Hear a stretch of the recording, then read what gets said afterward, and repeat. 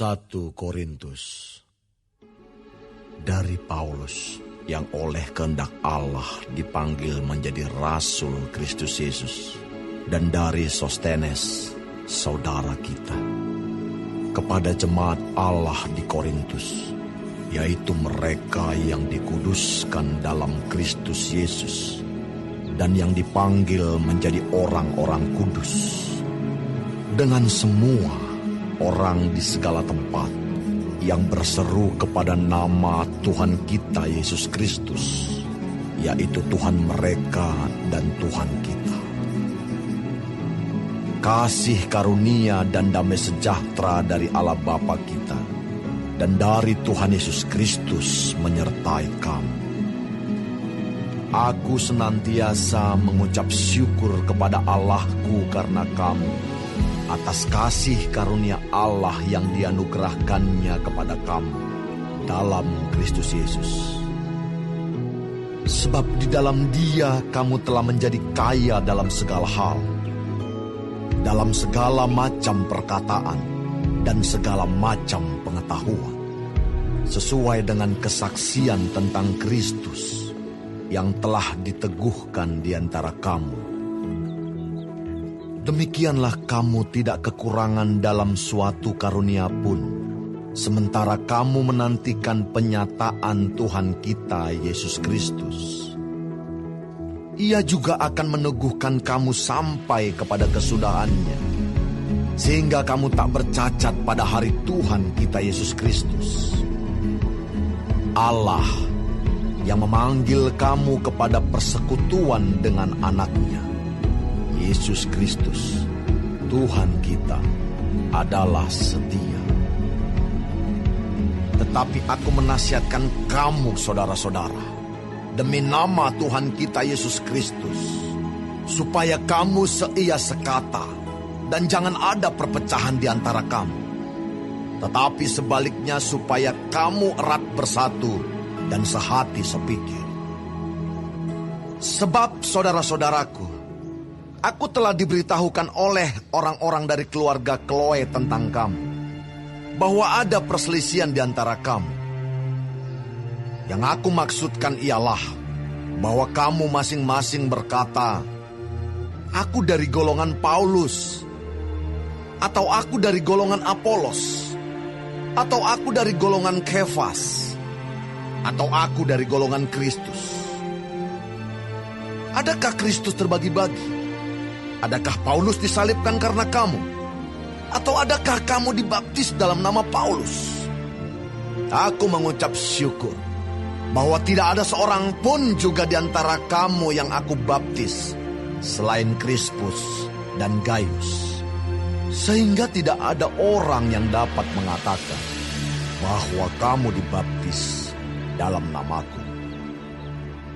Juga keluarga Stefanus, aku yang membaptisnya.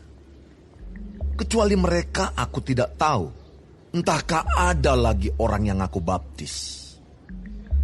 Sebab Kristus mengutus aku bukan untuk membaptis, tetapi untuk memberitakan Injil.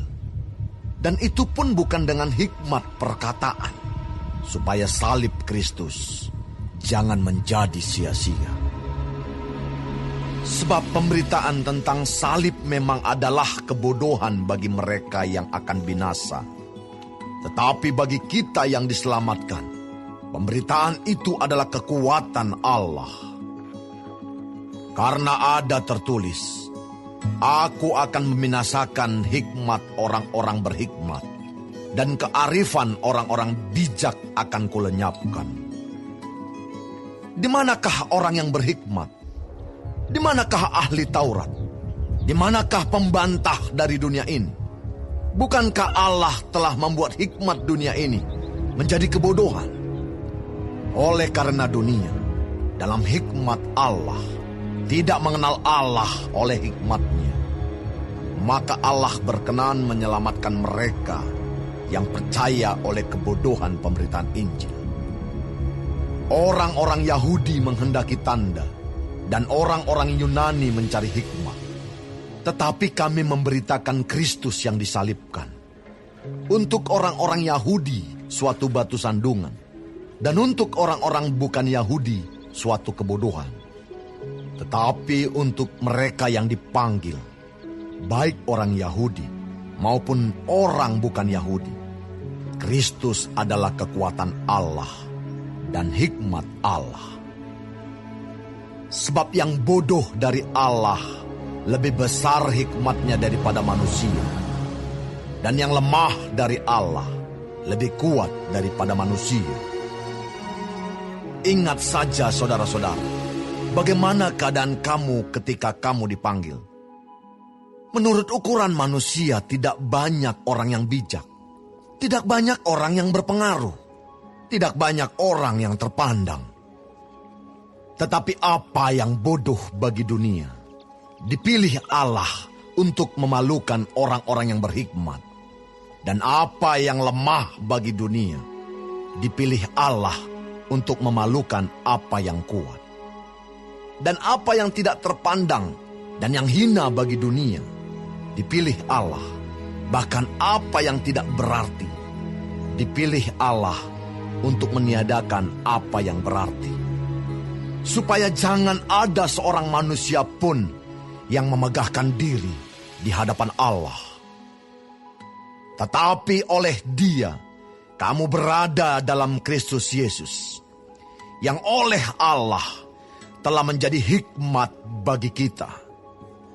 Ia membenarkan dan menguduskan dan menebus kita.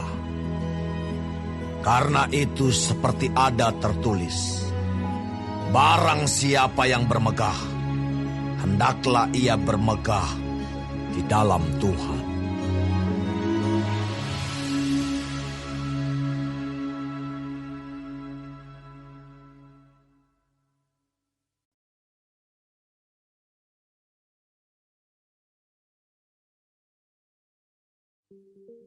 Demikianlah pula, ketika aku datang kepadamu saudara-saudara, aku tidak datang dengan kata-kata yang indah atau dengan hikmat untuk menyampaikan kesaksian Allah kepada kamu. Sebab aku telah memutuskan untuk tidak mengetahui apa-apa di antara kamu selain Yesus Kristus, yaitu Dia yang disalibkan. Aku juga telah datang kepadamu dalam kelemahan dan dengan sangat takut dan gentar. Baik perkataanku maupun pemberitaanku tidak kusampaikan dengan kata-kata hikmat yang meyakinkan, tetapi dengan keyakinan akan kekuatan roh, supaya iman kamu jangan bergantung pada hikmat manusia, tetapi pada kekuatan Allah. Sungguh pun demikian, kami memberitakan hikmat di kalangan mereka yang telah matang, yaitu hikmat yang bukan dari dunia ini, dan yang bukan dari penguasa-penguasa dunia ini, yaitu penguasa-penguasa yang akan ditiadakan. Tetapi yang kami beritakan ialah hikmat Allah yang tersembunyi dan rahasia, yang sebelum dunia dijadikan, telah disediakan Allah bagi kemuliaan kita. Tidak ada dari penguasa dunia ini yang mengenalnya. Sebab kalau sekiranya mereka mengenalnya, mereka tidak menyalibkan Tuhan yang mulia. Tetapi seperti ada tertulis, apa yang tidak pernah dilihat oleh mata, dan tidak pernah didengar oleh telinga, dan yang tidak pernah timbul di dalam hati manusia, semua yang disediakan Allah untuk mereka yang mengasihi Dia. Karena kepada kita Allah telah menyatakannya oleh Roh, sebab Roh menyelidiki segala sesuatu, bahkan hal-hal yang tersembunyi dalam diri Allah. Siapa gerangan di antara manusia yang tahu apa yang terdapat di dalam diri manusia, selain roh manusia sendiri yang ada di dalam dia? Demikian pula lah tidak ada orang yang tahu apa yang terdapat di dalam diri Allah, selain roh Allah. Kita tidak menerima roh dunia, tetapi roh yang berasal dari Allah, supaya kita tahu apa yang dikaruniakan Allah kepada kita. Dan karena kami menafsirkan hal-hal rohani kepada mereka yang mempunyai roh, kami berkata-kata tentang karunia-karunia Allah dengan perkataan yang bukan diajarkan kepada kami oleh hikmat manusia, tetapi oleh roh. Tetapi manusia duniawi tidak menerima apa yang berasal dari roh Allah, karena hal itu baginya adalah suatu kebodohan, dan ia tidak dapat memahaminya, sebab hal itu hanya dapat dinilai secara rohani. Tetapi manusia rohani menilai segala sesuatu, tetapi ia sendiri tidak dinilai oleh orang lain. Sebab, siapakah yang mengetahui pikiran Tuhan, sehingga ia dapat menasihati dia? Tetapi kami memiliki pikiran Kristus.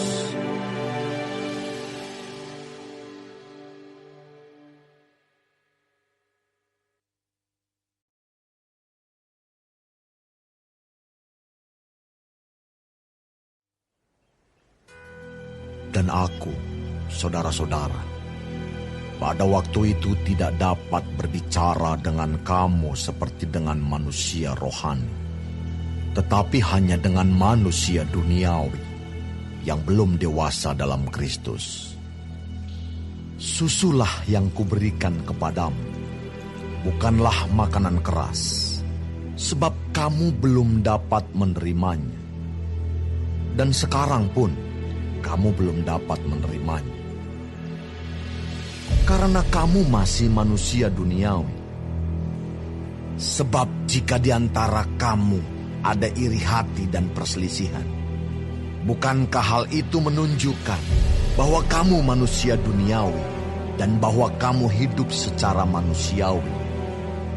Karena jika yang seorang berkata, "Aku dari golongan Paulus," dan yang lain berkata, "Aku dari golongan Apolos," bukankah hal itu menunjukkan bahwa kamu manusia duniawi yang bukan rohani?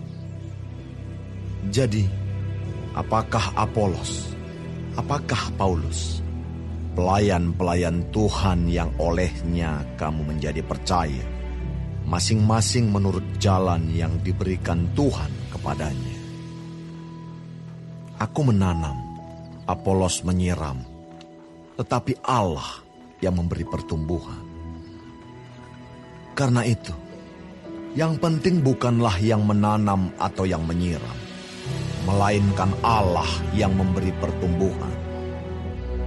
Baik yang menanam maupun yang menyiram adalah sama, dan masing-masing akan menerima upahnya sesuai dengan pekerjaannya sendiri. Karena kami adalah kawan sekerja Allah. Kamu adalah ladang Allah, bangunan Allah. Sesuai dengan kasih karunia Allah yang dianugerahkan kepadaku, aku sebagai seorang ahli bangunan yang cakap telah meletakkan dasar, dan orang lain membangun terus di atasnya. Tetapi tiap-tiap orang harus memperhatikan bagaimana ia harus membangun di atasnya. Karena tidak ada seorang pun yang dapat meletakkan dasar lain daripada dasar yang telah diletakkan, yaitu Yesus Kristus. Entahkah orang membangun di atas dasar ini dengan emas, perak, batu permata, kayu, rumput kering atau jerami. Sekali kelak, pekerjaan masing-masing orang akan nampak. Karena hari Tuhan akan menyatakannya, sebab ia akan nampak dengan api, dan bagaimana pekerjaan masing-masing orang akan diuji oleh api itu. Jika pekerjaan yang dibangun seseorang tahan uji, ia akan mendapat upah. Jika pekerjaannya terbakar, ia akan menderita kerugian, tetapi ia sendiri akan diselamatkan, tetapi seperti dari dalam api. Tidak tahukah kamu bahwa kamu adalah bait Allah dan bahwa Roh Allah diam di dalam kamu? Jika ada orang yang membinasakan bait Allah, maka Allah akan membinasakan dia. Sebab bait Allah adalah kudus, dan bait Allah itu ialah kamu. Janganlah ada orang yang menipu dirinya sendiri. Jika ada di antara kamu yang menyangka dirinya berhikmat menurut dunia ini, biarlah ia menjadi bodoh, supaya ia berhikmat. Karena hikmat dunia ini adalah kebodohan bagi Allah. Sebab ada tertulis, ia yang menangkap orang berhikmat dalam kecerdikannya. Dan di tempat lain, Tuhan mengetahui rancangan-rancangan orang berhikmat. Sesungguhnya semuanya sia-sia belaka. Karena itu, janganlah ada orang yang memegahkan dirinya atas manusia, sebab segala sesuatu adalah milikmu. Baik Paulus, Apolos, maupun Kefas, baik dunia, hidup maupun mati, baik waktu sekarang maupun waktu yang akan datang, semuanya kamu punya. Tetapi kamu adalah milik Kristus, dan Kristus adalah milik Allah.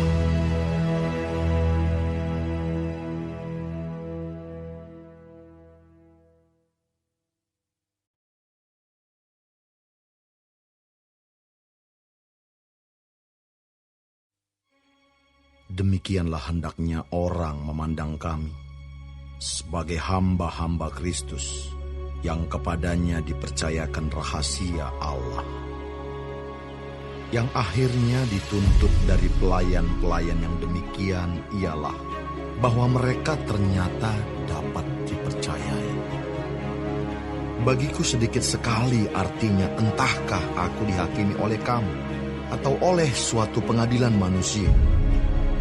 Malahan diriku sendiri pun tidak kuhakimi. Sebab memang aku tidak sadar akan sesuatu, tetapi bukan karena itulah aku dibenarkan. Dia yang menghakimi aku ialah Tuhan. Karena itu, janganlah menghakimi sebelum waktunya, yaitu sebelum Tuhan datang. Ia akan menerangi juga apa yang tersembunyi dalam kegelapan, dan ia akan memperlihatkan apa yang direncanakan di dalam hati. Maka tiap-tiap orang akan menerima pujian dari Allah. Saudara-saudara, kata-kata ini aku kenakan pada diriku sendiri dan pada Apolos, karena kamu, supaya dari teladan kami kamu belajar apakah artinya ungkapan. Jangan melampaui yang ada tertulis, supaya jangan ada di antara kamu yang menyombongkan diri dengan jalan mengutamakan yang satu daripada yang lain. Sebab siapakah yang menganggap engkau begitu penting? Dan apakah yang engkau punyai yang tidak engkau terima? Dan jika engkau memang menerimanya, mengapakah engkau memegahkan diri, seolah-olah engkau tidak menerimanya? Kamu telah kenyang, kamu telah menjadi kaya. Tanpa kami, kamu telah menjadi raja. Alangkah baiknya kalau benar demikian, bahwa kamu telah menjadi raja, sehingga kami pun turut menjadi raja dengan kamu. Sebab menurut pendapatku, Allah memberikan kepada kami, para rasul, tempat yang paling rendah. Sama seperti orang-orang yang telah dijatuhi hukuman mati. Sebab kami telah menjadi tontonan bagi dunia, bagi malaikat-malaikat, dan bagi manusia. Kami bodoh oleh karena Kristus, tetapi kamu arif dalam Kristus. Kami lemah, tetapi kamu kuat. Kamu mulia, tetapi kami hina. Sampai pada saat ini kami lapar, haus, telanjang, dipukul, dan hidup mengembara. Kami melakukan pekerjaan tangan yang berat. Kalau kami dimaki, kami memberkati. Kalau kami dianiaya, kami sabar. Kalau kami difitnah, kami tetap menjawab dengan ramah. Kami telah menjadi sama dengan sampah dunia, sama dengan kotoran dari segala sesuatu, sampai pada saat ini. Hal ini kutuliskan bukan untuk memalukan kamu, tetapi untuk menegur kamu sebagai anak-anakku yang kukasihi. Sebab sekalipun kamu mempunyai beribu-ribu pendidik dalam Kristus, kamu tidak mempunyai banyak bapa. Karena akulah yang dalam Kristus Yesus telah menjadi bapamu oleh Injil yang kuberitakan kepadamu. Sebab itu aku menasihatkan kamu, turutilah teladanku. Justru itulah sebabnya aku mengirimkan kepadamu Timotius, yang adalah anakku yang kekasih dan yang setia dalam Tuhan. Ia akan memperingatkan kamu akan hidup yang kuturuti dalam Kristus Yesus, seperti yang kuajarkan di mana-mana dalam setiap jemaat. Tetapi ada beberapa orang yang menjadi sombong, karena mereka menyangka bahwa aku tidak akan datang lagi kepadamu. Tetapi aku akan segera datang kepadamu, kalau Tuhan menghendakinya. Maka aku akan tahu, bukan tentang perkataan orang-orang yang sombong itu, tetapi tentang kekuatan mereka. Sebab kerajaan Allah bukan terdiri dari perkataan, tetapi dari kuasa. Apakah yang kamu kehendaki? Haruskah aku datang kepadamu dengan cambuk atau dengan kasih dan dengan hati yang lemah lembut?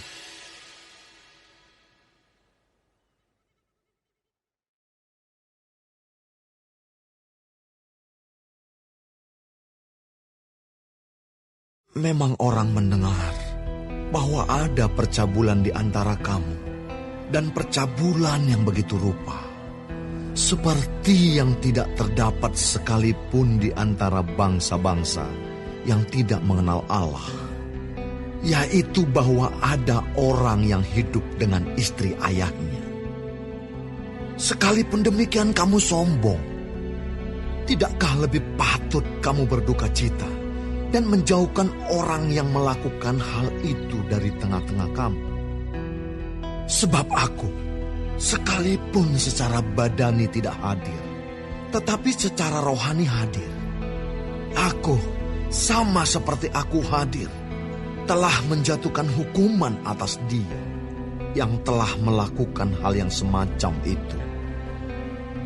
Bila mana kita berkumpul dalam roh, kamu bersama-sama dengan aku, dengan kuasa Yesus, Tuhan kita.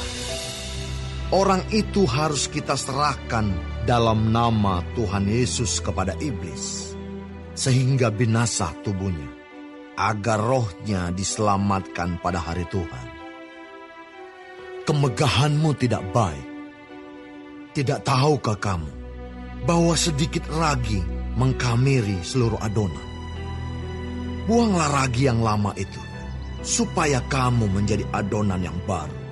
Sebab kamu memang tidak beragi.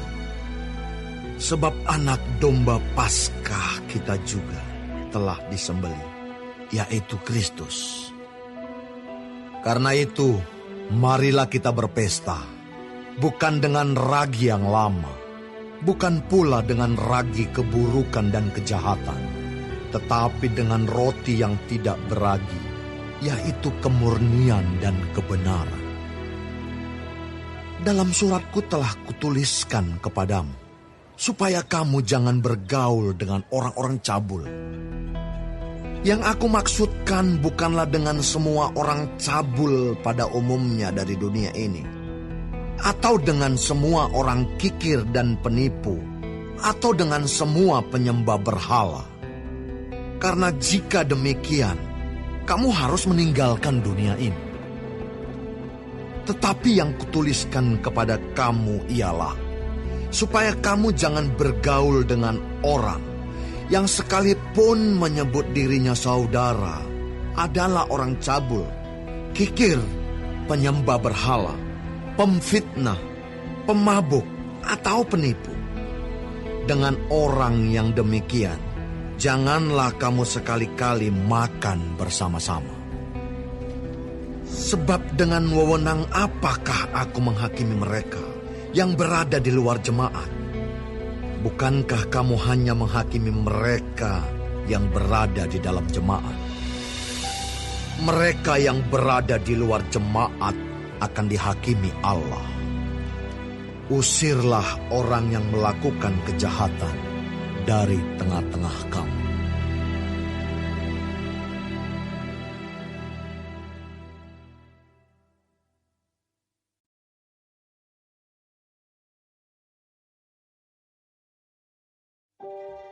Apakah ada seorang di antara kamu yang jika berselisih dengan orang lain, berani mencari keadilan pada orang-orang yang tidak benar, dan bukan pada orang-orang kudus?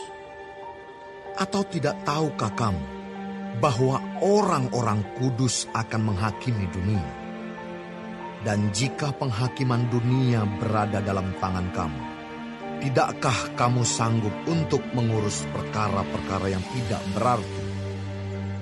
Tidak tahukah kamu bahwa kita akan menghakimi malaikat-malaikat? Jadi apalagi perkara-perkara biasa dalam hidup kita sehari-hari. Sekalipun demikian, jika kamu harus mengurus perkara-perkara biasa, kamu menyerahkan urusan itu kepada mereka yang tidak berarti dalam jemaat. Hal ini kukatakan untuk memalukan kamu. Tidak adakah seorang di antara kamu yang berhikmat, yang dapat mengurus perkara-perkara dari saudara-saudaranya? Adakah saudara yang satu mencari keadilan terhadap saudara yang lain, dan justru pada orang-orang yang tidak percaya? Adanya saja perkara di antara kamu yang seorang terhadap yang lain telah merupakan kekalahan bagi kamu. Mengapa kamu tidak lebih suka menderita ketidakadilan? Mengapakah kamu tidak lebih suka dirugikan? Tetapi kamu sendiri melakukan ketidakadilan, dan kamu sendiri mendatangkan kerugian. Dan hal itu kamu buat terhadap saudara-saudaramu. Atau tidak tahukah kamu bahwa orang-orang yang tidak adil tidak akan mendapat bagian dalam kerajaan Allah? Janganlah sesat. Orang cabul, penyembah berhala, orang berzina, banci, orang pemburit, pencuri, orang kikir, pemabuk, pemfitnah, dan penipu tidak akan mendapat bagian dalam kerajaan Allah. Dan beberapa orang di antara kamu demikianlah dahulu. Tetapi kamu telah memberi dirimu disucikan. Kamu telah dikuduskan. Kamu telah dibenarkan dalam nama Tuhan Yesus Kristus dan dalam roh Allah kita.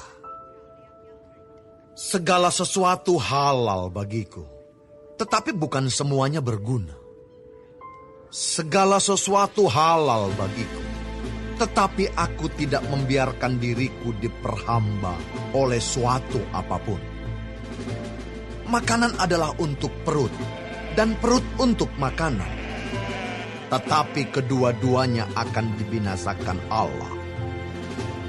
Tetapi tubuh bukanlah untuk percabulan, melainkan untuk Tuhan, dan Tuhan untuk tubuh. Allah yang membangkitkan Tuhan akan membangkitkan kita juga oleh kuasa-Nya. Tidak tahukah kamu bahwa tubuhmu adalah anggota Kristus? Akan kuambilkah anggota Kristus untuk menyerahkannya kepada percabulan? Sekali-kali tidak. Atau tidak tahukah kamu bahwa siapa yang mengikatkan dirinya pada perempuan cabul menjadi satu tubuh dengan dia? Sebab demikianlah kata Nas, keduanya akan menjadi satu daging. Tetapi siapa yang mengikatkan dirinya pada Tuhan menjadi satu roh dengan dia. Jauhkanlah dirimu dari percabulan. Setiap dosa lain yang dilakukan manusia terjadi di luar dirinya. Tetapi orang yang melakukan percabulan berdosa terhadap dirinya sendiri. Atau tidak tahukah kamu bahwa tubuhmu adalah bait Roh Kudus yang diam di dalam kamu, Roh Kudus yang kamu peroleh dari Allah, dan bahwa kamu bukan milik kamu sendiri? Sebab kamu telah dibeli dan harganya telah lunas dibayar. Karena itu, muliakanlah Allah dengan tubuhmu.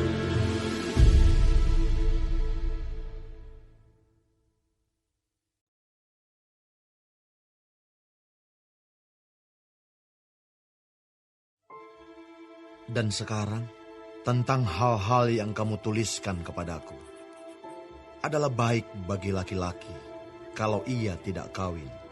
Tetapi mengingat bahaya percabulan, baiklah setiap laki-laki mempunyai istrinya sendiri, dan setiap perempuan mempunyai suaminya sendiri.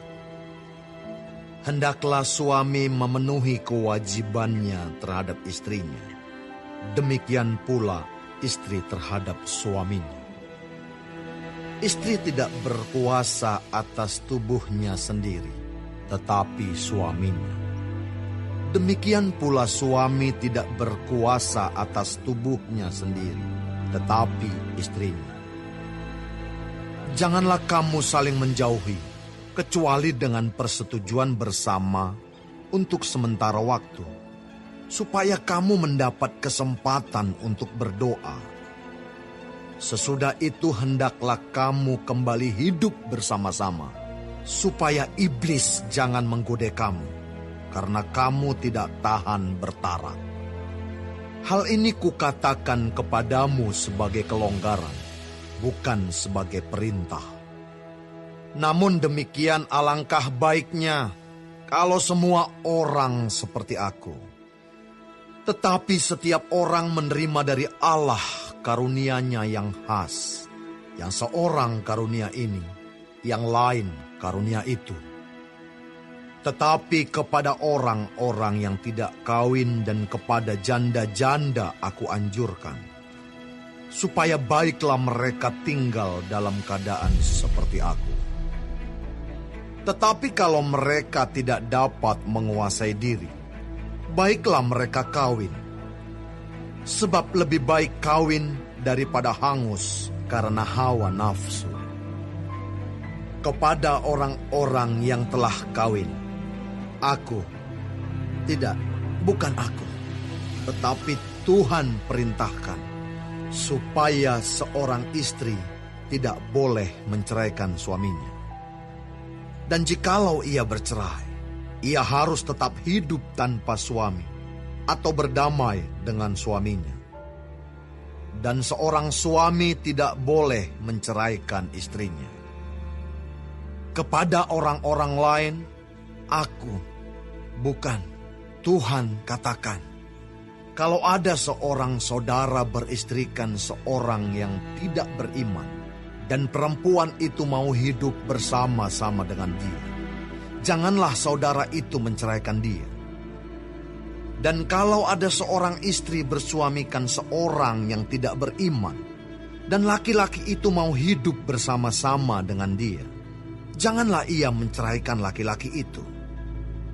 Karena suami yang tidak beriman itu dikuduskan oleh istrinya, dan istri yang tidak beriman itu dikuduskan oleh suaminya. Andai kata tidak demikian, niscaya anak-anakmu adalah anak cemar, tetapi sekarang mereka adalah anak-anak kudus. Tetapi kalau orang yang tidak beriman itu mau bercerai, biarlah ia bercerai. Dalam hal yang demikian, saudara atau saudari tidak terikat. Tetapi Allah memanggil kamu untuk hidup dalam damai sejahtera.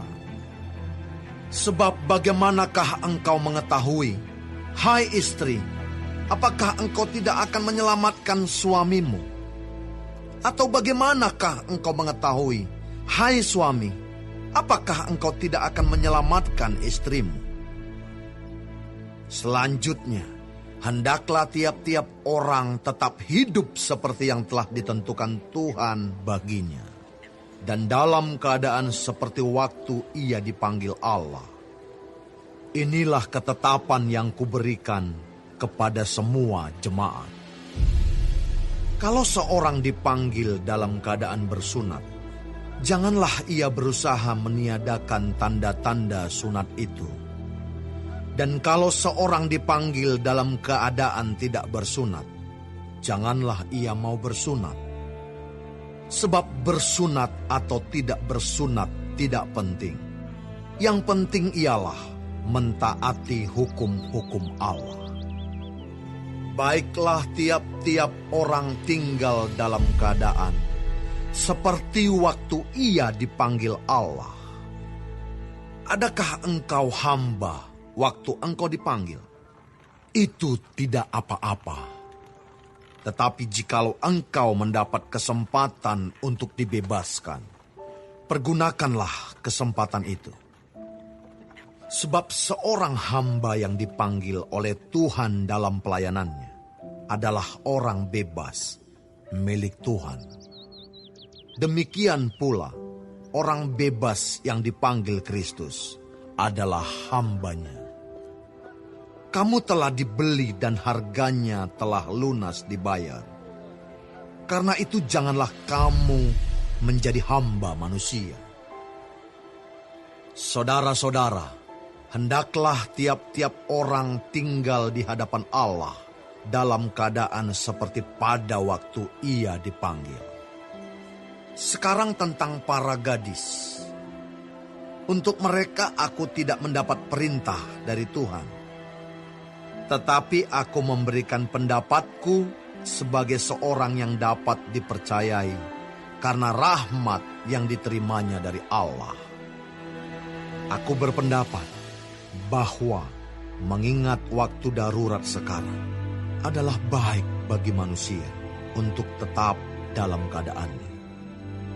Adakah engkau terikat pada seorang perempuan? Janganlah engkau mengusahakan perceraian. Adakah engkau tidak terikat pada seorang perempuan? Janganlah engkau mencari seorang. Tetapi kalau engkau kawin, engkau tidak berdosa. Dan kalau seorang gadis kawin, ia tidak berbuat dosa. Tetapi orang-orang yang demikian akan ditimpa kesusahan badan, dan aku mau menghindarkan kamu dari kesusahan itu. Saudara-saudara, inilah yang kumaksudkan, yaitu waktu telah singkat. Karena itu, dalam waktu yang masih sisa ini, orang-orang yang beristri harus berlaku seolah-olah mereka tidak beristri. Dan orang-orang yang menangis seolah-olah tidak menangis. Dan orang-orang yang bergembira seolah-olah tidak bergembira. Dan orang-orang yang membeli seolah-olah tidak memiliki apa yang mereka beli. Pendeknya, orang-orang yang mempergunakan barang-barang duniawi seolah-olah sama sekali tidak mempergunakannya. Sebab dunia seperti yang kita kenal sekarang akan berlalu. Aku ingin supaya kamu hidup tanpa kekhawatiran. Orang yang tidak beristri memusatkan perhatiannya pada perkara Tuhan, bagaimana Tuhan berkenan kepadanya. Orang yang beristri memusatkan perhatiannya pada perkara duniawi, bagaimana ia dapat menyenangkan istrinya, dan dengan demikian perhatiannya terbagi-bagi.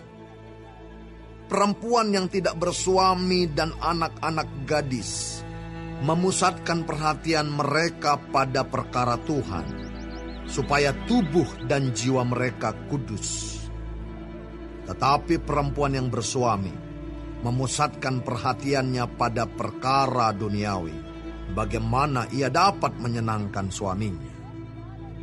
Semuanya ini kukatakan untuk kepentingan kamu sendiri, bukan untuk menghalang-halangi kamu dalam kebebasan kamu, tetapi sebaliknya, supaya kamu melakukan apa yang benar dan baik, dan melayani Tuhan tanpa gangguan. Tetapi jikalau seorang menyangka bahwa ia tidak berlaku wajar terhadap gadisnya, jika gadisnya itu telah bertambah tua, dan ia benar-benar merasa bahwa mereka harus kawin, baiklah mereka kawin kalau ia menghendakinya. Hal itu bukan dosa. Tetapi kalau ada seorang yang tidak dipaksa untuk berbuat demikian, benar-benar yakin dalam hatinya dan benar-benar menguasai kemauannya, telah mengambil keputusan untuk tidak kawin dengan gadisnya, ia berbuat baik. Jadi orang yang kawin dengan gadisnya berbuat baik, dan orang yang tidak kawin dengan gadisnya berbuat lebih baik. Istri terikat selama suaminya hidup. Kalau suaminya telah meninggal, ia bebas untuk kawin dengan siapa saja yang dikehendakinya, asal orang itu adalah seorang yang percaya. Tetapi menurut pendapatku, ia lebih berbahagia kalau ia tetap tinggal dalam keadaannya. Dan aku berpendapat bahwa aku juga mempunyai Roh Allah.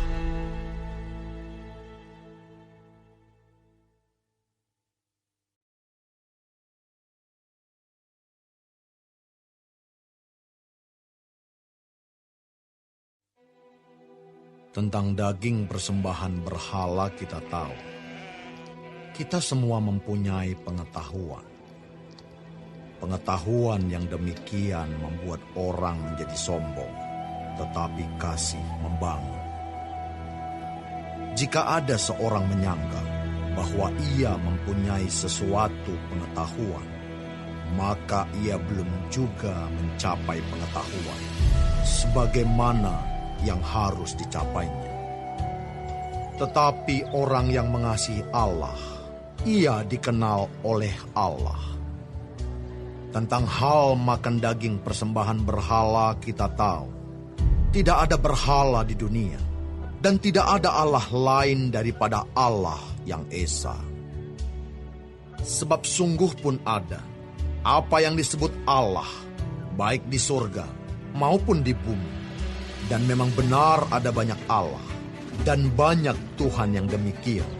Namun bagi kita hanya ada satu Allah saja, yaitu Bapa, yang daripadanya berasal segala sesuatu, dan yang untuk Dia kita hidup.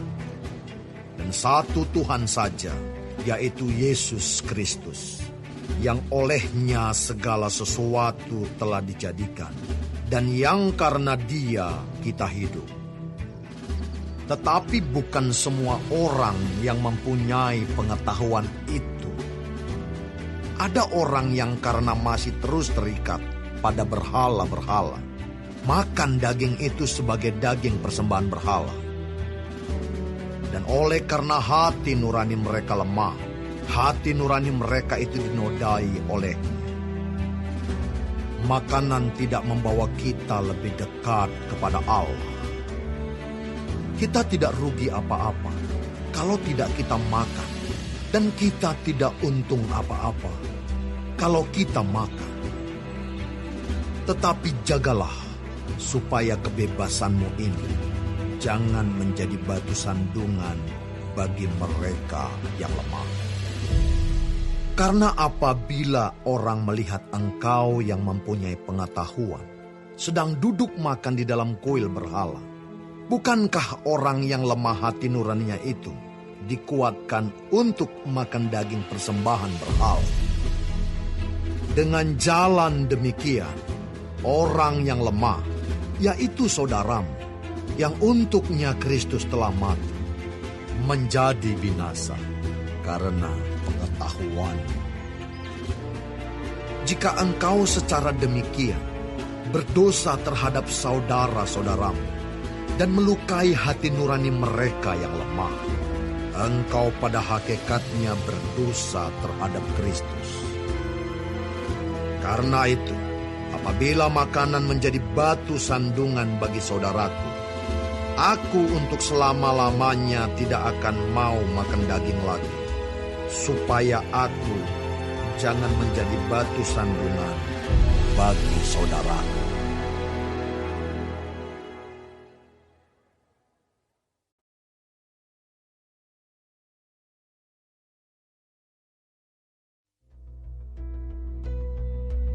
Bukankah aku rasul? Bukankah aku orang bebas? Bukankah aku telah melihat Yesus Tuhan kita? Bukankah kamu adalah buah pekerjaanku dalam Tuhan? Sekalipun bagi orang lain aku bukanlah rasul, tetapi bagi kamu aku adalah rasul. Sebab hidupmu dalam Tuhan adalah meterai dari kerasulanku. Inilah pembelaanku terhadap mereka yang mengkritik aku. Tidakkah kami mempunyai hak untuk makan dan minum? Tidakkah kami mempunyai hak untuk membawa seorang istri Kristen dalam perjalanan kami, seperti yang dilakukan rasul-rasul lain dan saudara-saudara Tuhan dan Kefas? Atau hanya aku dan Barnabas sajakah yang tidak mempunyai hak untuk dibebaskan dari pekerjaan tangan? Siapakah yang pernah turut dalam peperangan atas biayanya sendiri? Siapakah yang menanami kebun anggur dan tidak memakan buahnya? Atau siapakah yang menggembalakan kawanan domba dan yang tidak minum susu domba itu? Apa yang kukatakan ini bukanlah hanya pikiran manusia saja. Bukankah hukum Taurat juga berkata-kata demikian? Sebab dalam hukum Musa ada tertulis, janganlah engkau memberangus mulut lembu yang sedang mengirik. Lembukah yang Allah perhatikan? Atau kitakah yang ia maksudkan? Ya, untuk kitalah hal ini ditulis, yaitu pembajak harus membajak dalam pengharapan, dan pengirik harus mengirik dalam pengharapan untuk memperoleh bagiannya. Jadi, jika kami telah menaburkan benih rohani bagi kamu, berlebih-lebihankah kalau kami menuai hasil duniawi daripada kamu? Kalau orang lain mempunyai hak untuk mengharapkan hal itu daripada kamu, bukankah kami mempunyai hak yang lebih besar? Tetapi kami tidak mempergunakan hak itu. Sebaliknya, kami menanggung segala sesuatu, supaya jangan kami mengadakan rintangan bagi pemberitaan Injil Kristus. Tidak tahukah kamu bahwa mereka yang melayani dalam tempat kudus mendapat penghidupannya dari tempat kudus itu, dan bahwa mereka yang melayani mezbah mendapat bahagian mereka dari mezbah itu? Demikian pula Tuhan telah menetapkan bahwa mereka yang memberitakan Injil harus hidup dari pemberitaan Injil itu. Tetapi aku tidak pernah mempergunakan satupun dari hak-hak itu. Aku tidak menulis semuanya ini, supaya aku pun diperlakukan juga demikian. Sebab aku lebih suka mati daripada... Sungguh, kemegahanku tidak dapat ditiadakan siapapun juga. Karena jika aku memberitakan Injil, aku tidak mempunyai alasan untuk memegahkan diri. Sebab itu adalah keharusan bagiku.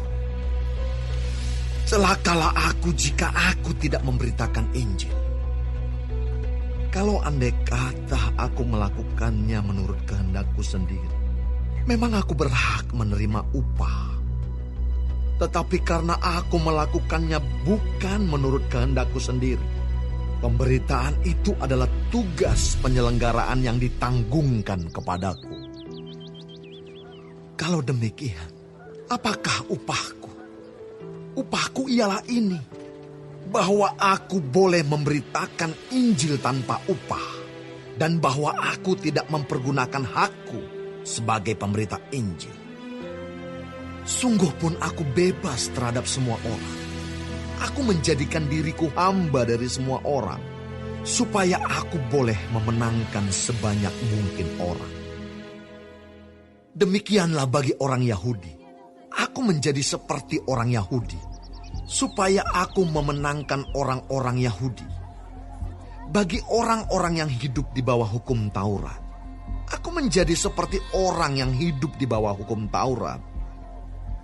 Sekalipun aku sendiri tidak hidup di bawah hukum Taurat, supaya aku dapat memenangkan mereka yang hidup di bawah hukum Taurat.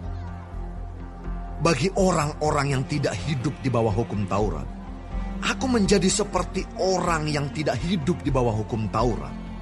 Sekalipun aku tidak hidup di luar hukum Allah, karena aku hidup di bawah hukum Kristus, supaya aku dapat memenangkan mereka yang tidak hidup di bawah hukum Taurat. Bagi orang-orang yang lemah, aku menjadi seperti orang yang lemah, supaya aku dapat menyelamatkan mereka yang lemah.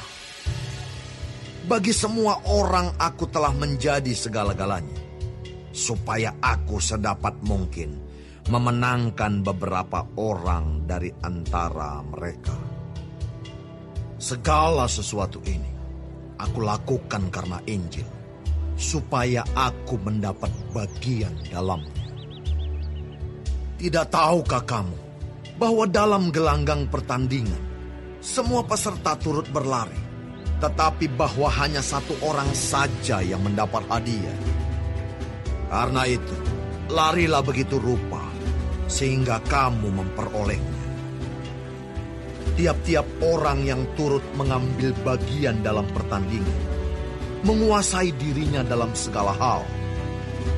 Mereka berbuat demikian untuk memperoleh suatu mahkota yang fana, tetapi kita untuk memperoleh suatu mahkota yang abadi.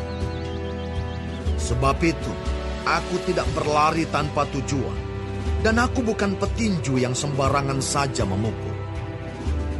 Tetapi aku melatih tubuh dan menguasainya seluruhnya, supaya sesudah memberitakan Injil kepada orang lain, jangan aku sendiri ditolak.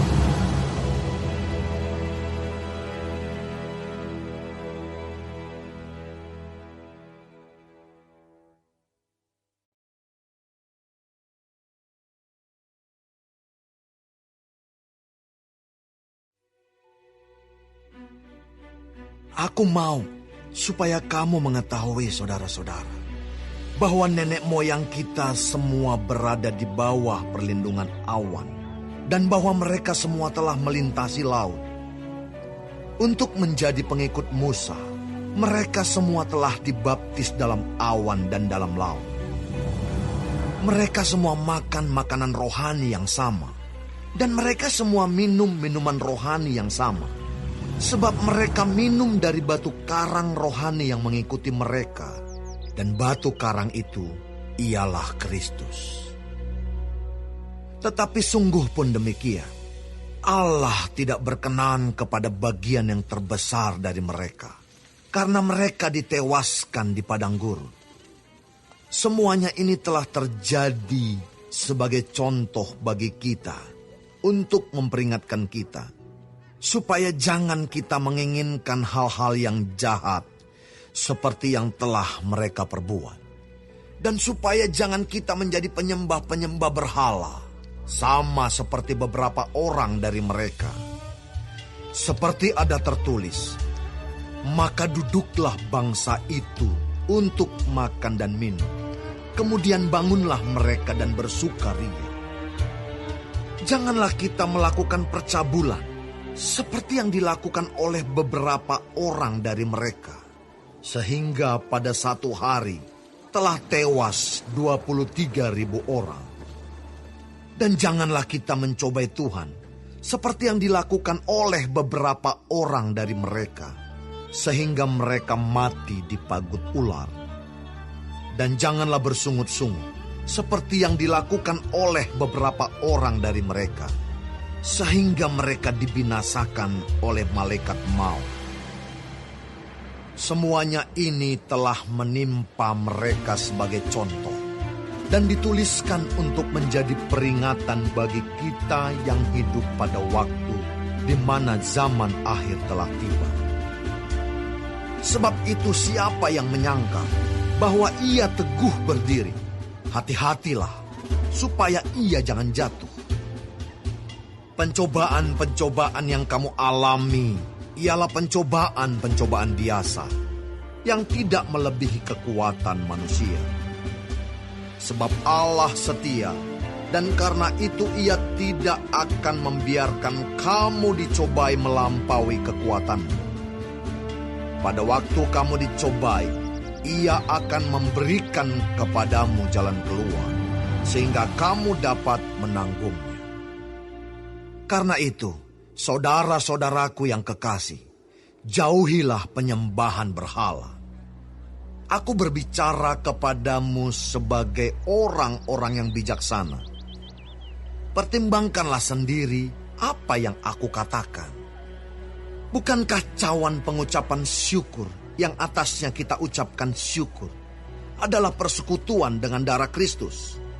Bukankah roti yang kita pecah-pecahkan adalah persekutuan dengan tubuh Kristus? Karena roti adalah satu, maka kita sekalipun banyak adalah satu tubuh. Karena kita semua mendapat bagian dalam roti yang satu itu. Perhatikanlah bangsa Israel menurut daging. Bukankah mereka yang makan apa yang dipersembahkan mendapat bagian dalam pelayanan mezbah? Apakah yang kumaksudkan dengan perkataan itu? Bahwa persembahan berhala adalah sesuatu? Atau bahwa berhala adalah sesuatu? Bukan. Apa yang kumaksudkan ialah bahwa persembahan mereka adalah persembahan kepada roh-roh jahat, bukan kepada Allah. Dan aku tidak mau bahwa kamu bersekutu dengan roh-roh jahat.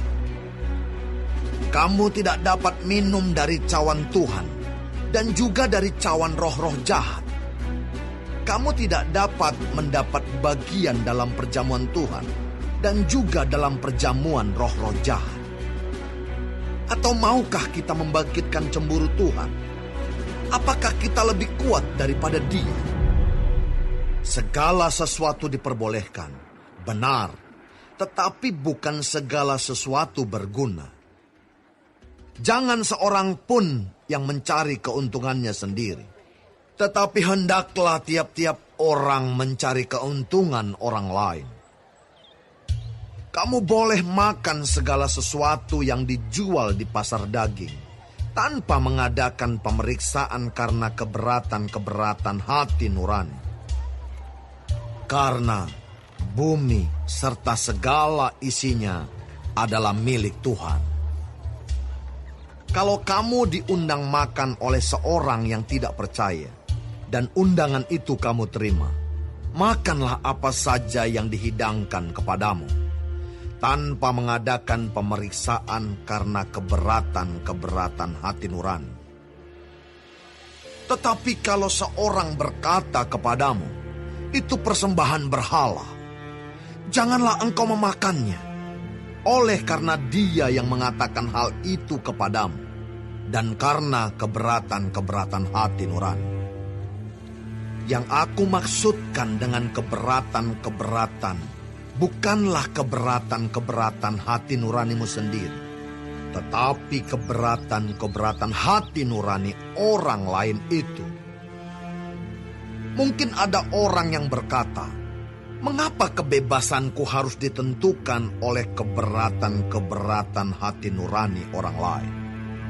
Kalau aku mengucap syukur atas apa yang aku turut memakannya, mengapa orang berkata jahat tentang aku karena makanan yang atasnya aku mengucap syukur? Aku menjawab, jika engkau makan atau jika engkau minum, atau jika engkau melakukan sesuatu yang lain, lakukanlah semuanya itu untuk kemuliaan Allah. Janganlah kamu menimbulkan syak dalam hati orang, baik orang Yahudi atau orang Yunani, maupun jemaat Allah. Sama seperti aku juga, berusaha menyenangkan hati semua orang dalam segala hal, bukan untuk kepentingan diriku, tetapi untuk kepentingan orang banyak, supaya mereka beroleh selamat.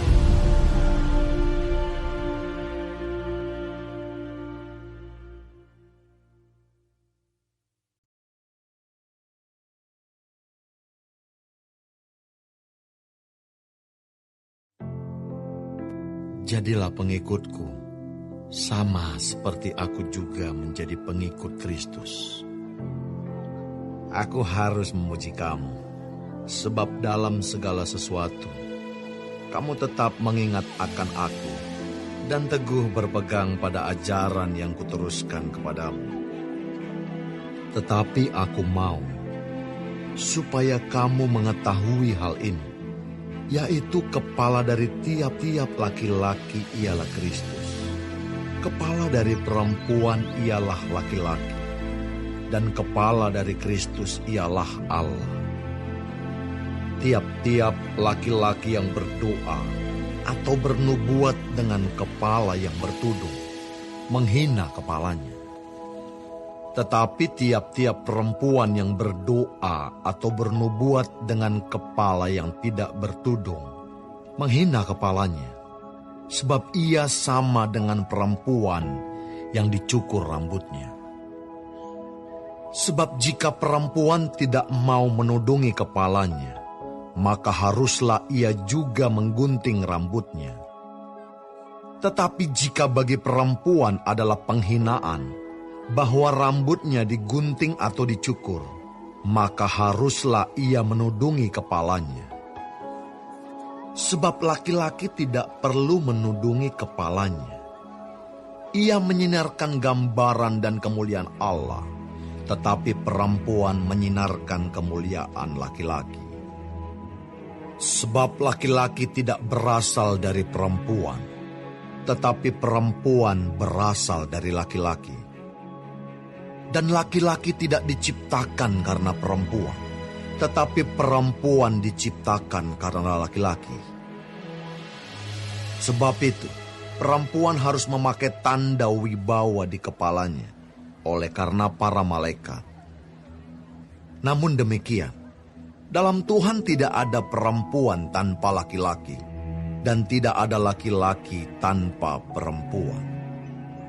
Sebab sama seperti perempuan berasal dari laki-laki, demikian pula laki-laki dilahirkan oleh perempuan, dan segala sesuatu berasal dari Allah.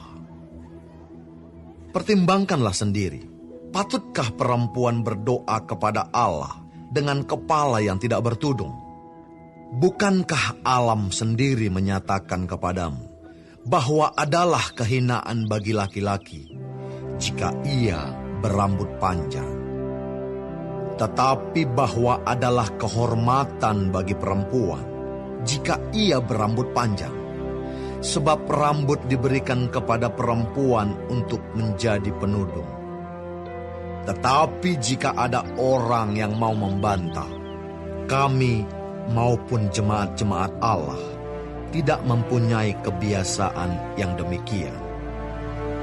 Dalam peraturan-peraturan yang berikut, aku tidak dapat memuji kamu, sebab pertemuan-pertemuanmu tidak mendatangkan kebaikan, tetapi mendatangkan keburukan. Sebab pertama-tama aku mendengar bahwa apabila kamu berkumpul sebagai jemaat, ada perpecahan di antara kamu, dan hal itu sedikit banyak aku percaya. Sebab di antara kamu harus ada perpecahan, supaya nyata nanti siapakah di antara kamu yang tahan uji. Apabila kamu berkumpul, kamu bukanlah berkumpul untuk makan perjamuan Tuhan. Sebab pada perjamuan itu, tiap-tiap orang memakan dahulu makanannya sendiri, sehingga yang seorang lapar dan yang lain mabuk. Apakah kamu tidak mempunyai rumah sendiri untuk makan dan minum? Atau maukah kamu menghinakan jemaat Allah dan memalukan orang-orang yang tidak mempunyai apa-apa? Apakah yang kukatakan kepada kamu? Memuji kamu. Dalam hal ini, aku tidak memuji. Sebab apa yang telah kuteruskan kepadamu, telah aku terima dari Tuhan, yaitu bahwa Tuhan Yesus, pada malam waktu ia diserahkan, mengambil roti, dan sesudah itu ia mengucap syukur atasnya. Ia memecah-mecahkannya dan berkata, "Inilah tubuhku yang diserahkan bagi kamu. Perbuatlah ini menjadi peringatan akan aku."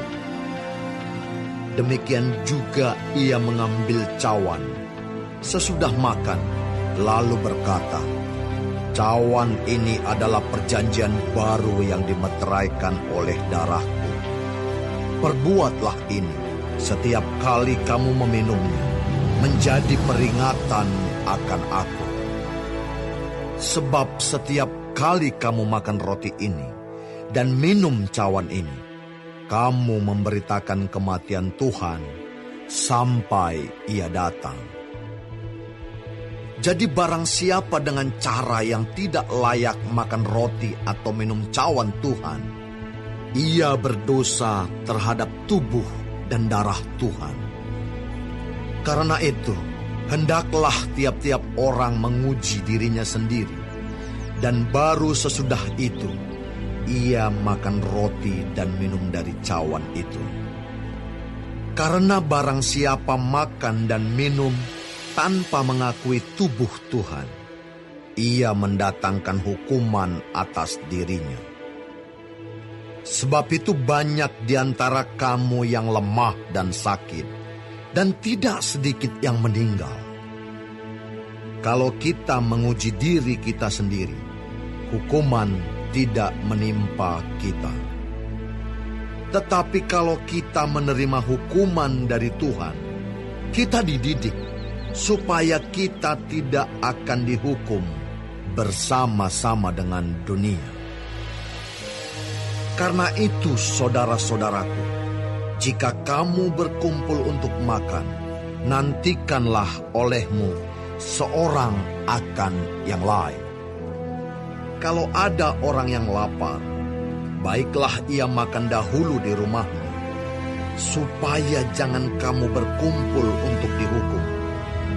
Hal-hal yang lain akan kuatur kalau aku datang.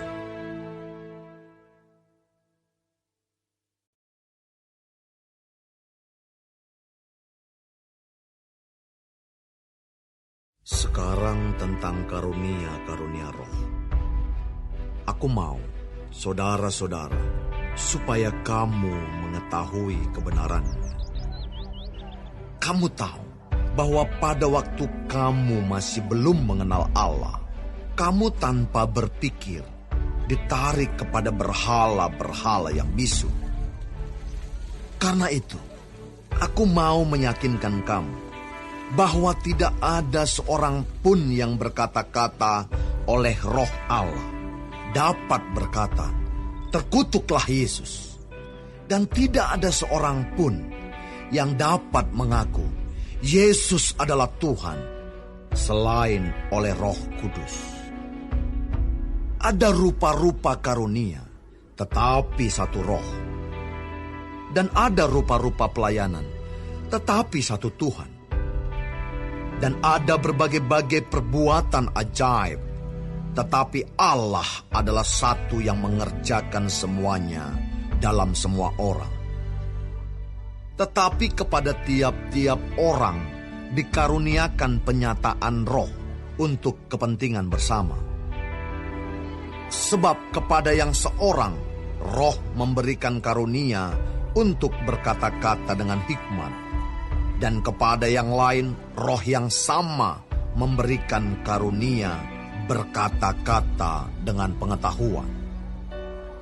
Kepada yang seorang roh yang sama memberikan iman, dan kepada yang lain ia memberikan karunia untuk menyembuhkan.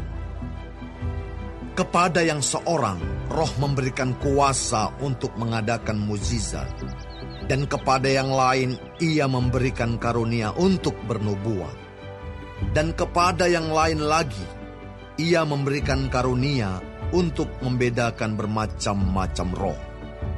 Kepada yang seorang ia memberikan karunia untuk berkata-kata dengan bahasa roh, dan kepada yang lain ia memberikan karunia untuk menafsirkan bahasa roh itu. Tetapi semuanya ini dikerjakan oleh roh yang satu dan yang sama, yang memberikan karunia kepada tiap-tiap orang secara khusus, seperti yang dikehendakinya. Karena sama seperti tubuh itu satu, dan anggota-anggotanya banyak, dan segala anggota itu, sekalipun banyak, merupakan satu tubuh. Demikian pula Kristus. Sebab dalam satu roh, kita semua, baik orang Yahudi maupun orang Yunani, baik budak maupun orang merdeka, telah dibaptis menjadi satu tubuh, dan kita semua diberi minum dari satu roh. Karena tubuh juga tidak terdiri dari satu anggota, tetapi atas banyak anggota. Andai kata kaki berkata, "Karena aku bukan tangan, aku tidak termasuk tubuh." Jadi benarkah ia tidak termasuk tubuh? Dan andai kata telinga berkata, "Karena aku bukan mata, aku tidak termasuk tubuh." Jadi benarkah ia tidak termasuk tubuh? Andai kata tubuh seluruhnya adalah mata, di manakah pendengaran? Andai kata seluruhnya adalah telinga, di manakah penciuman? Tetapi Allah telah memberikan kepada anggota, masing-masing secara khusus, suatu tempat pada tubuh, seperti yang dikehendakinya. Andai kata semuanya adalah satu anggota, di manakah tubuh? Memang ada banyak anggota, tetapi hanya satu tubuh. Jadi, mata tidak dapat berkata kepada tangan, "Aku tidak membutuhkan engkau." Dan kepala tidak dapat berkata kepada kaki, "Aku tidak membutuhkan engkau." Malahan justru anggota-anggota tubuh yang nampaknya paling lemah, yang paling dibutuhkan. Dan kepada anggota-anggota tubuh yang menurut pemandangan kita kurang terhormat, kita berikan penghormatan khusus. Dan terhadap anggota-anggota kita yang tidak elok, kita berikan perhatian khusus. Hal itu tidak dibutuhkan oleh anggota-anggota kita yang elok. Allah telah menyusun tubuh kita begitu rupa, sehingga kepada anggota-anggota yang tidak mulia diberikan penghormatan khusus, supaya jangan terjadi perpecahan dalam tubuh, tetapi supaya anggota-anggota yang berbeda itu saling memperhatikan. Karena itu jika satu anggota menderita, semua anggota turut menderita. Jika satu anggota dihormati, semua anggota turut bersukacita. Kamu semua adalah tubuh Kristus, dan kamu masing-masing adalah anggotanya. Dan Allah telah menetapkan beberapa orang dalam jemaat, Pertama sebagai rasul, kedua sebagai nabi, ketiga sebagai pengajar. Selanjutnya, mereka yang mendapat karunia untuk mengadakan mujizat, untuk menyembuhkan, untuk melayani, untuk memimpin, dan untuk berkata-kata dalam bahasa roh. Adakah mereka semua rasul, atau nabi, atau pengajar? Adakah mereka semua mendapat karunia untuk mengadakan mujizat, atau untuk menyembuhkan, atau untuk berkata-kata dalam bahasa roh, atau untuk menafsirkan bahasa roh? Jadi, berusahalah untuk memperoleh karunia-karunia yang paling utama. Dan aku menunjukkan kepadamu jalan yang lebih utama lagi.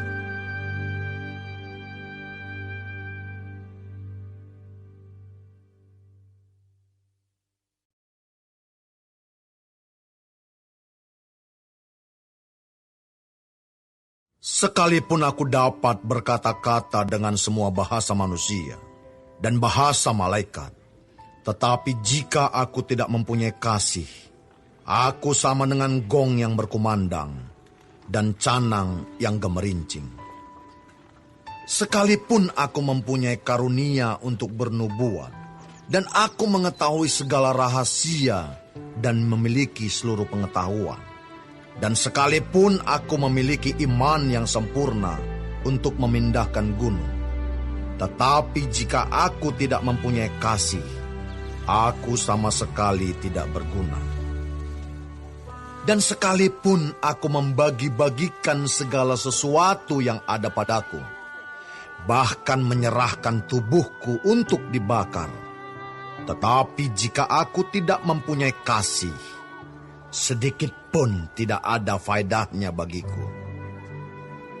Kasih itu sabar, kasih itu murah hati, ia tidak cemburu, ia tidak memegahkan diri dan tidak sombong. Ia tidak melakukan yang tidak sopan dan tidak mencari keuntungan diri sendiri. Ia tidak pemarah dan tidak menyimpan kesalahan orang lain. Ia tidak bersuka cita karena ketidakadilan, tetapi karena kebenaran. Ia menutupi segala sesuatu, percaya segala sesuatu, mengharapkan segala sesuatu, sabar menanggung segala sesuatu.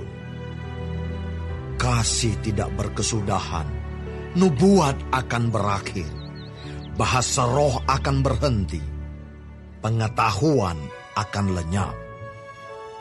Sebab pengetahuan kita tidak lengkap dan nubuat kita tidak sempurna. Tetapi jika yang sempurna tiba, maka yang tidak sempurna itu akan lenyap. Ketika aku kanak-kanak, aku berkata-kata seperti kanak-kanak. Aku merasa seperti kanak-kanak. Aku berpikir seperti kanak-kanak. Sekarang sesudah aku menjadi dewasa, aku meninggalkan sifat kanak-kanak itu. Karena sekarang kita melihat dalam cermin suatu gambaran yang samar-samar, tetapi nanti kita akan melihat muka dengan muka. Sekarang aku hanya mengenal dengan tidak sempurna, tetapi nanti aku akan mengenal dengan sempurna, seperti aku sendiri dikenal. Demikianlah tinggal ketiga hal ini, yaitu iman, pengharapan, dan kasih. Dan yang paling besar di antaranya ialah kasih.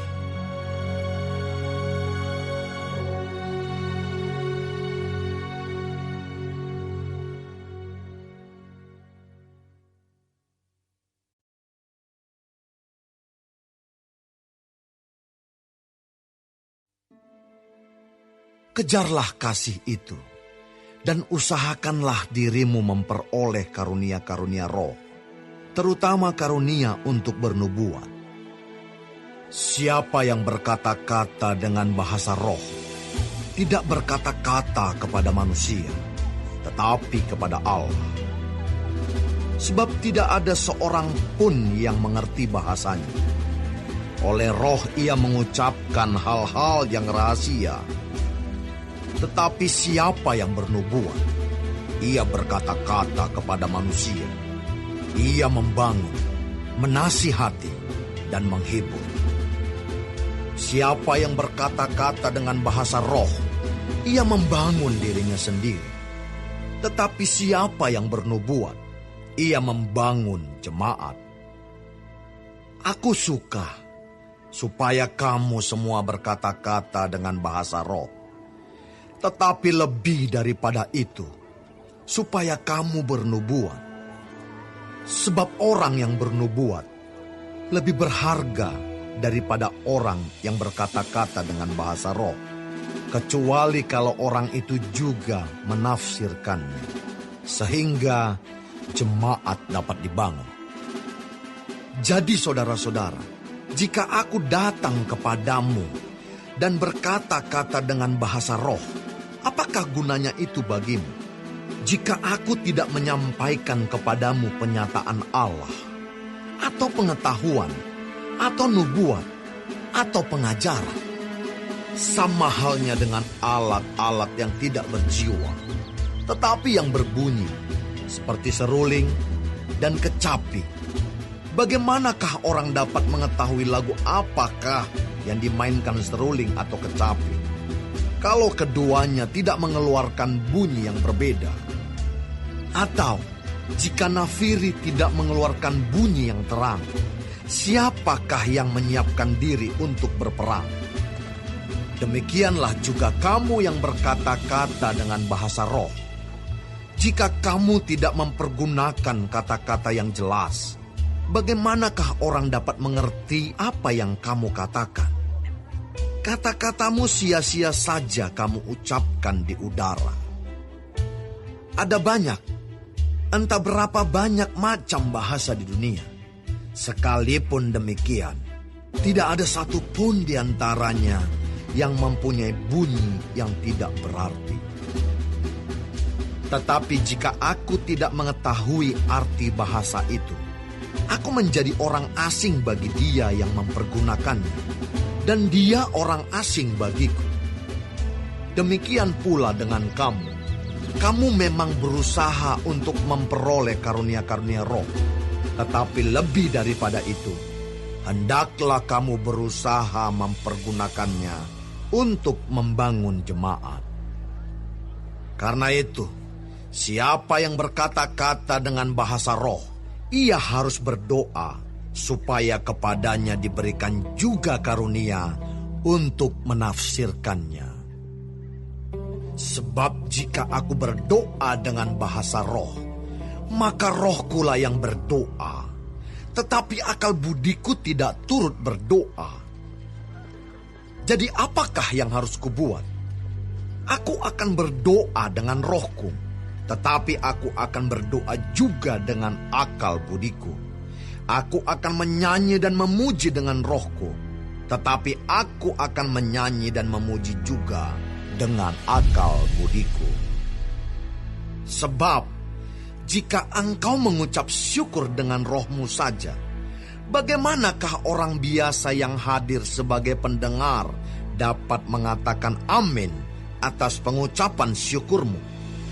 Bukankah ia tidak tahu apa yang engkau katakan? Sebab sekalipun pengucapan syukurmu itu sangat baik, tetapi orang lain tidak dibangun olehnya. Aku mengucap syukur kepada Allah bahwa aku berkata-kata dengan bahasa roh lebih daripada kamu semua. Tetapi dalam pertemuan jemaat, aku lebih suka mengucapkan 5 kata yang dapat dimengerti untuk mengajar orang lain juga, daripada beribu-ribu kata dengan bahasa roh. Saudara-saudara, janganlah sama seperti anak-anak dalam pemikiran. Jadilah anak-anak dalam kejahatan, tetapi orang dewasa dalam pemikiranmu. Dalam hukum Taurat ada tertulis, oleh orang-orang yang mempunyai bahasa lain dan oleh mulut orang-orang asing, aku akan berbicara kepada bangsa ini. Namun demikian mereka tidak akan mendengarkan aku, firman Tuhan.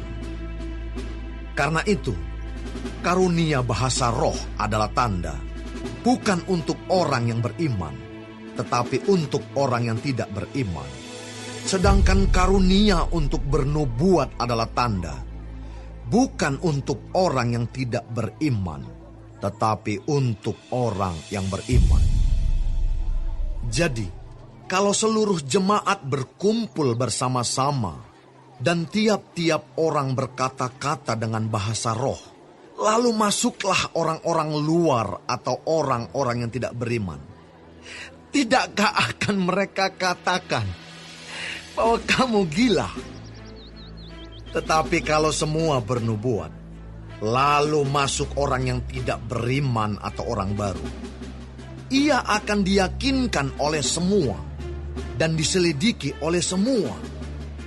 Segala rahasia yang terkandung di dalam hatinya akan menjadi nyata, sehingga ia akan sujud menyembah Allah dan mengaku, sungguh Allah ada di tengah-tengah kamu.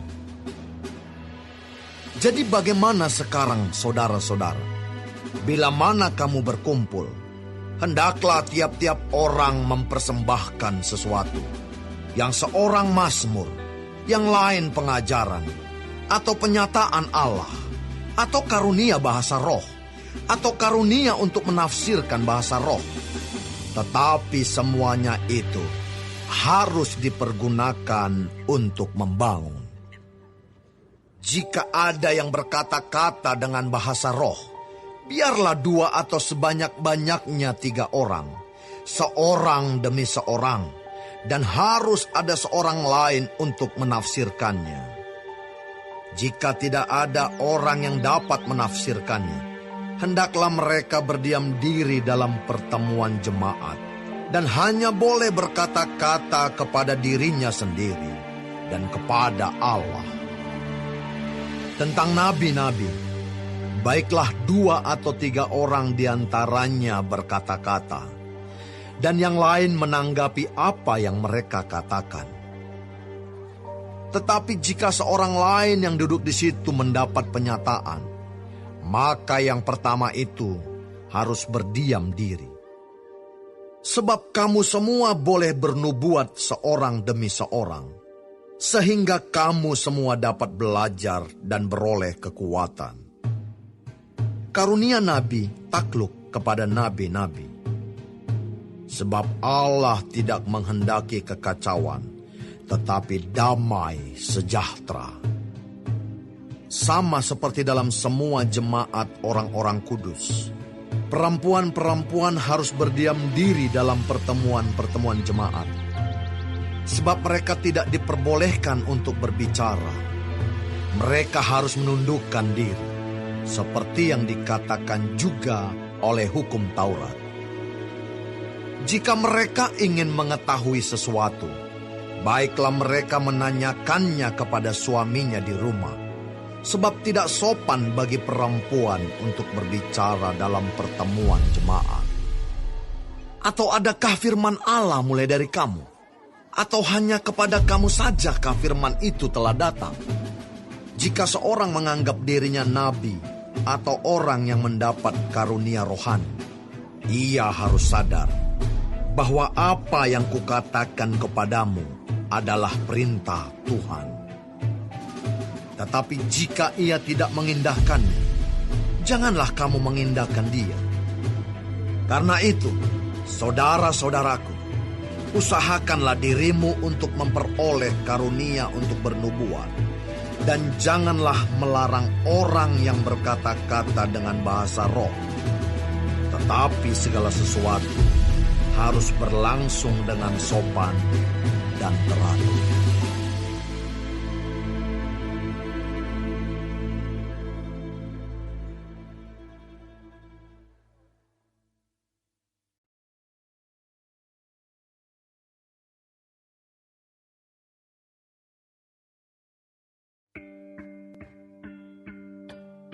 Dan sekarang saudara-saudara, aku mau mengingatkan kamu kepada Injil yang aku beritakan kepadamu, dan yang kamu terima, dan yang di dalamnya kamu teguh berdiri.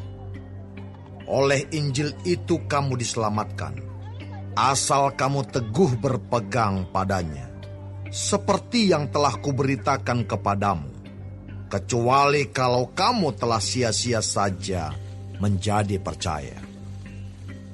Sebab yang sangat penting telah kusampaikan kepadamu, yaitu apa yang telah kuterima sendiri, ialah bahwa Kristus telah mati karena dosa-dosa kita, sesuai dengan kitab suci, bahwa ia telah dikuburkan, dan bahwa ia telah dibangkitkan pada hari yang ketiga, sesuai dengan kitab suci, bahwa ia telah menampakkan diri kepada Kefas, dan kemudian kepada ke-12 muridnya.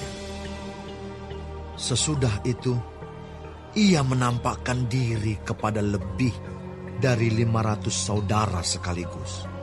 Kebanyakan dari mereka masih hidup sampai sekarang, tetapi beberapa di antaranya telah meninggal. Selanjutnya, ia menampakkan diri kepada Yakobus, kemudian kepada semua rasul. Dan yang paling akhir dari semuanya, ia menampakkan diri juga kepadaku, sama seperti kepada anak yang lahir sebelum waktunya.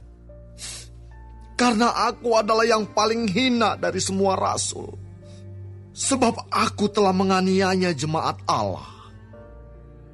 Tetapi karena kasih karunia Allah, aku adalah sebagaimana aku ada sekarang. Dan kasih karunia yang dianugerahkannya kepadaku tidak sia-sia.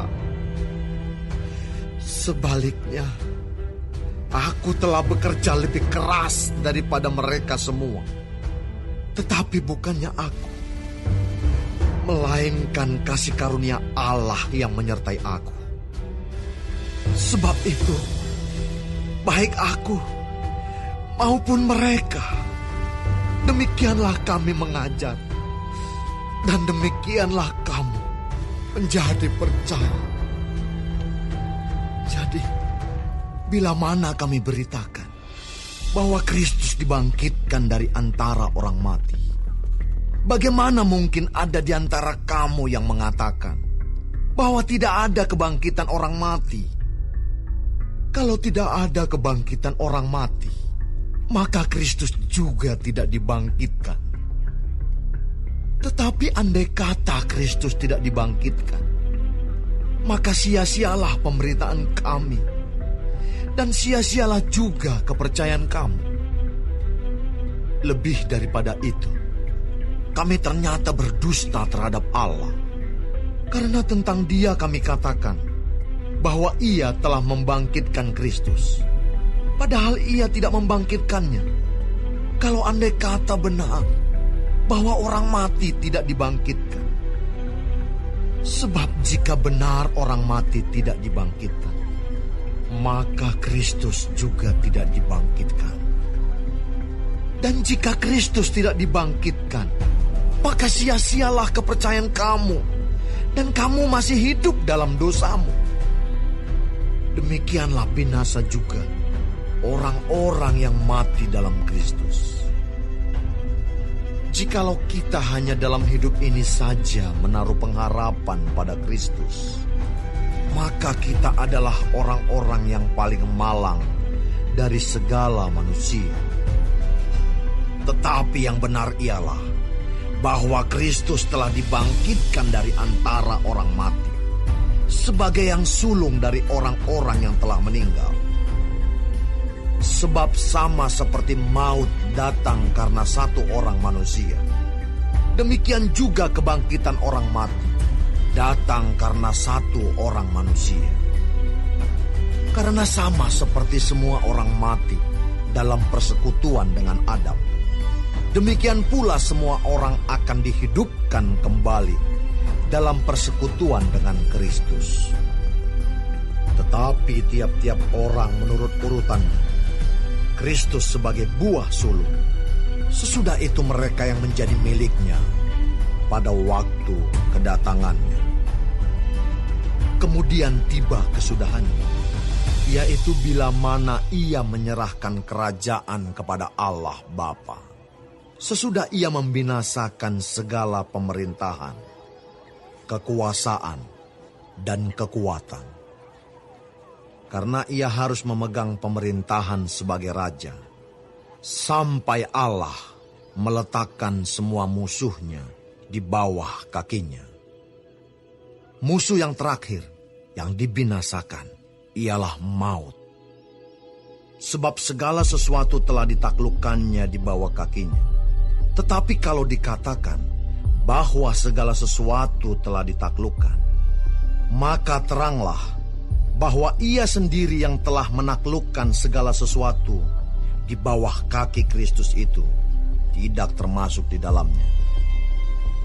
Tetapi kalau segala sesuatu telah ditaklukkan di bawah Kristus, maka ia sendiri sebagai anak akan menaklukkan dirinya di bawah Dia, yang telah menaklukkan segala sesuatu di bawahnya, supaya Allah menjadi semua di dalam semua. Jika tidak demikian, apakah faedahnya perbuatan orang-orang yang dibaptis sebagai orang mati? Kalau orang mati sama sekali tidak dibangkitkan, mengapa mereka mau dibaptis sebagai orang-orang yang telah meninggal? Dan kami juga, mengapakah kami setiap saat membawa diri kami ke dalam bahaya?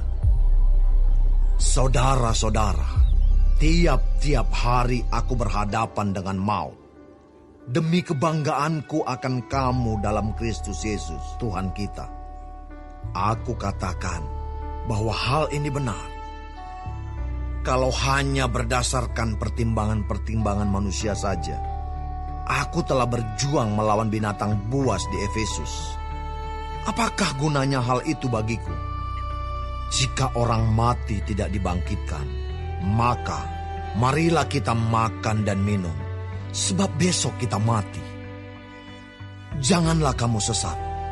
Pergaulan yang buruk merusakkan kebiasaan yang baik. Sadarlah kembali sebaik-baiknya, dan jangan berbuat dosa lagi. Ada di antara kamu yang tidak mengenal Allah. Hal ini kukatakan supaya kamu merasa malu. Tetapi mungkin ada orang yang bertanya, bagaimanakah orang mati dibangkitkan? Dan dengan tubuh apakah mereka akan datang kembali? Hai orang bodoh, apa yang engkau sendiri taburkan tidak akan tumbuh dan hidup kalau ia tidak mati dahulu. Dan yang engkau taburkan bukanlah tubuh tanaman yang akan tumbuh, tetapi biji yang tidak berkulit, umpamanya biji gandum atau biji lain. Tetapi Allah memberikan kepadanya suatu tubuh seperti yang dikehendakinya. Ia memberikan kepada tiap-tiap biji tubuhnya sendiri. Bukan semua daging sama. Daging manusia lain daripada daging binatang, lain daripada daging burung, lain daripada daging ikan. Ada tubuh sorgawi dan ada tubuh duniawi, tetapi kemuliaan tubuh sorgawi lain daripada kemuliaan tubuh duniawi.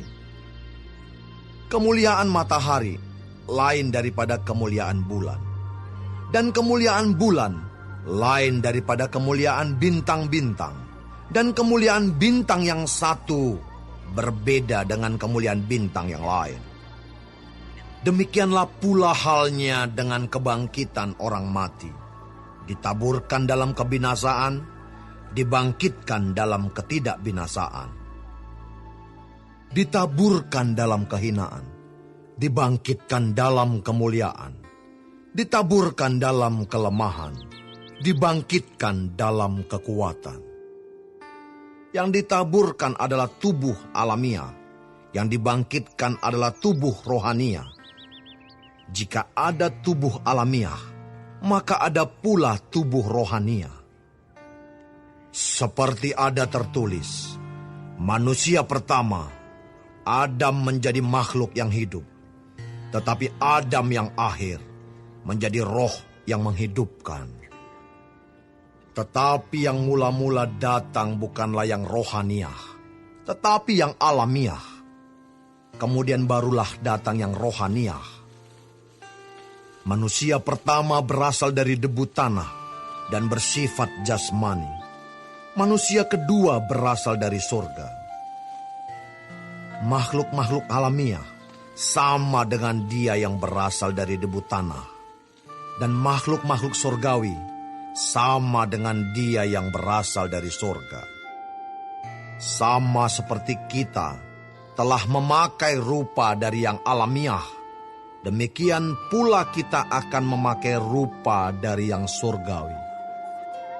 Saudara-saudara, inilah yang hendak kukatakan kepadamu, yaitu bahwa daging dan darah tidak mendapat bagian dalam kerajaan Allah, dan bahwa yang binasa tidak mendapat bagian dalam apa yang tidak binasa. Sesungguhnya, aku menyatakan kepadamu suatu rahasia. Kita tidak akan mati semuanya, tetapi kita semuanya akan diubah. Dalam sekejap mata, pada waktu bunyi nafiri yang terakhir. Sebab nafiri akan berbunyi, dan orang-orang mati akan dibangkitkan dalam keadaan yang tidak dapat binasa, dan kita semua akan diubah. Karena yang dapat binasa ini harus mengenakan yang tidak dapat binasa, dan yang dapat mati ini harus mengenakan yang tidak dapat mati. Dan sesudah yang dapat binasa ini mengenakan yang tidak dapat binasa, dan yang dapat mati ini mengenakan yang tidak dapat mati, maka akan genaplah firman Tuhan yang tertulis, maut telah ditelan dalam kemenangan. Hai maut, di manakah kemenanganmu? Hai maut, di manakah sengatmu? Sengat maut ialah dosa, dan kuasa dosa ialah hukum Taurat. Tetapi syukur kepada Allah yang telah memberikan kepada kita kemenangan oleh Yesus Kristus, Tuhan kita.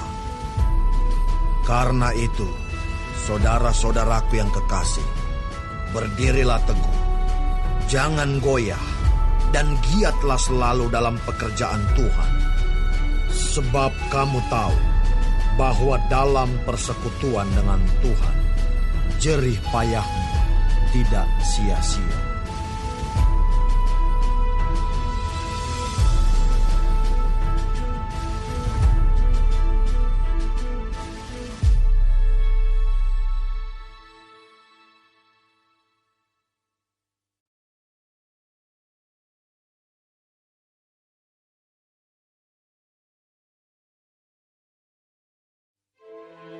Tentang pengumpulan uang bagi orang-orang kudus, hendaklah kamu berbuat sesuai dengan petunjuk-petunjuk yang kuberikan kepada jemaat-jemaat di Galatia. Pada hari pertama dari tiap-tiap minggu, hendaklah kamu masing-masing, sesuai dengan apa yang kamu peroleh, menyisihkan sesuatu dan menyimpannya di rumah, supaya jangan pengumpulan itu baru diadakan kalau aku datang. Sesudah aku tiba, aku akan mengutus orang-orang yang kamu anggap layak dengan surat ke Yerusalem untuk menyampaikan pemberianmu. Kalau ternyata penting bahwa aku juga pergi, maka mereka akan pergi bersama-sama dengan aku. Aku akan datang kepadamu sesudah aku melintasi Makedonia, sebab aku akan melintasi Makedonia. Dan di Korintus, mungkin aku akan tinggal beberapa lamanya dengan kamu, atau mungkin aku akan tinggal selama musim dingin, sehingga kamu dapat menolong aku untuk melanjutkan perjalananku. Sebab sekarang aku tidak mau melihat kamu hanya sepintas lalu saja. Aku harap dapat tinggal agak lama dengan kamu, jika diperkenankan Tuhan. Tetapi aku akan tinggal di Efesus sampai hari raya Pentakosta. Sebab di sini banyak kesempatan bagiku untuk mengerjakan pekerjaan yang besar dan penting, sekalipun ada banyak penentang. Jika Timotius datang kepadamu, usahakanlah supaya ia berada di tengah-tengah kamu tanpa takut. Sebab ia mengerjakan pekerjaan Tuhan sama seperti aku. Jadi janganlah ada orang yang menganggapnya rendah, tetapi tolonglah dia, supaya ia melanjutkan perjalanannya dengan selamat, agar ia datang kembali kepadaku. Sebab aku di sini menunggu kedatangannya bersama-sama dengan saudara-saudara yang lain. Tentang saudara Apolos, telah berulang-ulang aku mendesaknya untuk bersama-sama dengan saudara-saudara lain mengunjungi kamu. Tetapi ia sama sekali tidak mau datang sekarang. Kalau ada kesempatan baik nanti, ia akan datang. Berjaga-jagalah, berdirilah dengan teguh dalam iman. Bersikaplah sebagai laki-laki dan tetap kuat. Lakukanlah segala pekerjaanmu dalam kasih. Ada suatu permintaan lagi kepadamu, saudara-saudara. Kamu tahu bahwa Stefanus dan keluarganya adalah orang-orang yang pertama-tama bertobat di Akaya, dan bahwa mereka telah mengabdikan diri kepada pelayanan orang-orang kudus. Karena itu taatilah orang-orang yang demikian, dan setiap orang yang turut bekerja dan berjerih payah. Aku bergembira atas kedatangan Stefanus, Fortunatus, dan Akaikus, karena mereka melengkapi apa yang masih kurang padamu. Karena mereka menyegarkan rohku dan roh kamu. Hargailah orang-orang yang demikian. Salam kepadamu dari jemaat-jemaat di Asia Kecil, Aquila, Priscilla, dan jemaat di rumah mereka, menyampaikan berlimpah-limpah salam kepadamu. Salam kepadamu dari saudara-saudara semuanya. Sampaikanlah salam seorang kepada yang lain dengan cium kudus. Dengan tanganku sendiri aku menulis ini. Salam dari Paulus. Siapa yang tidak mengasihi Tuhan, terkutuklah ia. Maranatha. Kasih karunia Tuhan Yesus menyertai kamu. Kasihku menyertai kamu sekalian dalam Kristus Yesus.